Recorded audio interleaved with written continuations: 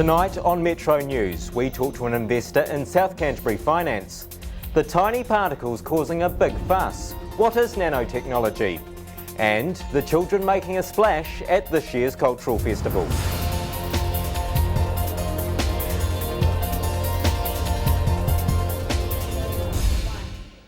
Kia ora, good evening, I'm Jonathan Mitchell and welcome to Metro News, a local news bulletin prepared by the students of the New Zealand Broadcasting School.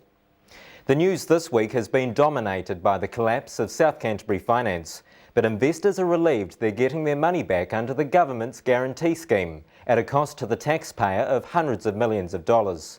Lacey Wilson spoke to one Christchurch investor. A rural Canterbury school has gone high-tech with the purchase of over 100 iPods. The move from Kaipoi Borough School has caught the attention of other schools both here and across the Tasman. I went out along to see how the kids were taking to their new toys. This small rural school is leading the way in modern learning equipment, following visits to American schools to see how their interactive learning operates. They were providing the iPod Touches for children to assist them with their reading and their writing and their spelling. And the programs that they were providing for them through the iPod Touch were definitely making a difference. It's a move which has caught the attention of other New Zealand and Australian schools. This term alone, we've got 7 schools that are visiting us to look at things that we're doing now. They are looking, in most cases, at what we're doing with iPod Touches. After spending most of last year trialling the iPods, the school purchased 150 early this year to assist the students who are embracing this new style of teaching. It teaches you how to add up, like if you needed to add up to 10, you can use 5 plus 5 equals 10. I'm working on your body parts in Māori. Yeah, it just says it Māori and you need to guess it and you just click it.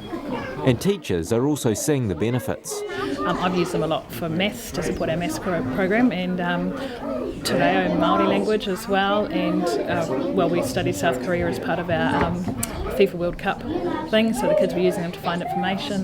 For the cost of a single laptop, the school can get 5 iPods, and they have high hopes about extending their interactive learning program into the future. Jonathan Mitchell, Metro News. Most people would agree wining and dining is not a typical study technique, but for one hospitality student, doing just that has paid off. Claire Martin went to meet the award-winning Christchurch waitress. As we get older, many would agree it becomes harder to get out and about, resulting in some elderly people being forced to spend more time at home than they used to. But one Christchurch woman is campaigning for change, a change she says needs time and organisation, not money. Gracie Fee reports. Later in the program, the family influence in Canterbury politics. But first up after the break, the tiny particles that are causing a big fuss.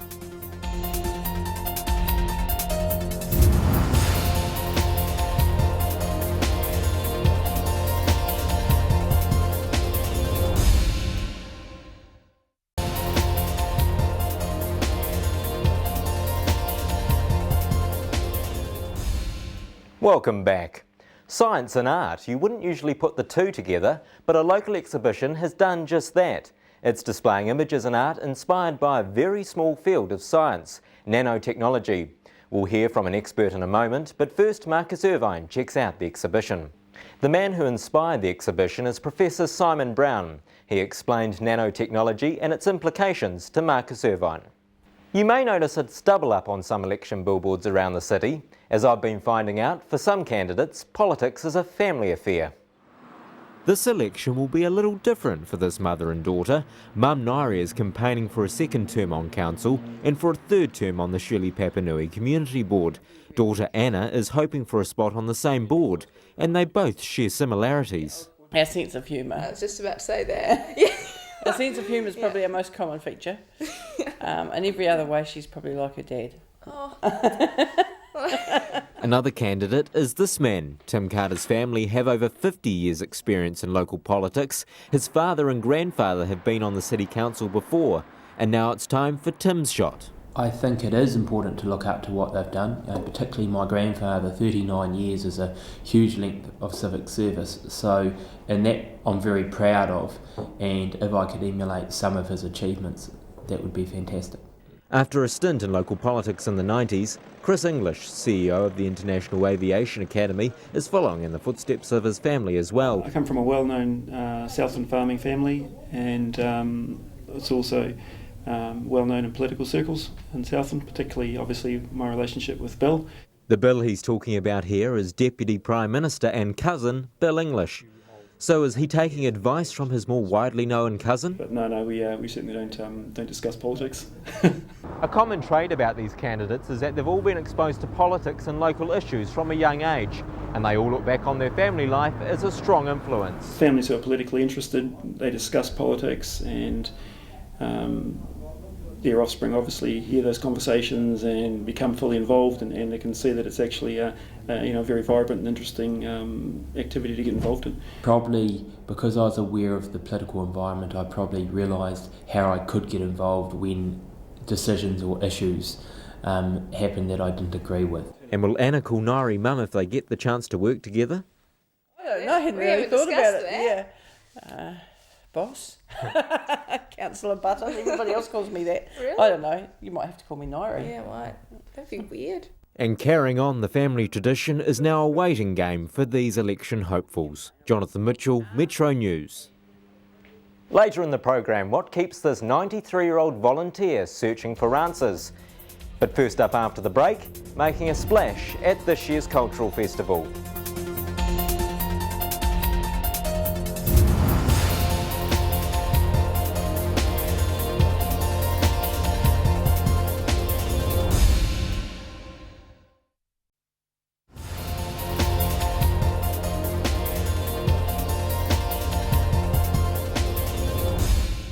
Welcome back. This week, the Christchurch Town Hall will see over 3,000 children in 70 performing groups representing over 10 different cultures. 57 schools are participating in this year's 29th Annual Cultural Festival, themed Let's Make a Splash. And we sent Lacey Wilson down to check out some of the performances. It's a problem facing all rural fire brigades, a lack of new volunteers. Marcus Irvine headed out to Kaipoi, where they're struggling to recruit new firefighters. And now to our Volunteer of the Week. This time it's 93-year-old Sally Burridge, who just can't keep away from the Canterbury Museum, as Gina Gerbic discovered. And that's Metro News for this week. Remember, if you have a story you think we should cover, make sure you send us an email at metronews@windowslive.com or call us on 03 940 7572. Join us again on CTV at 7 p.m. next Thursday. Good evening.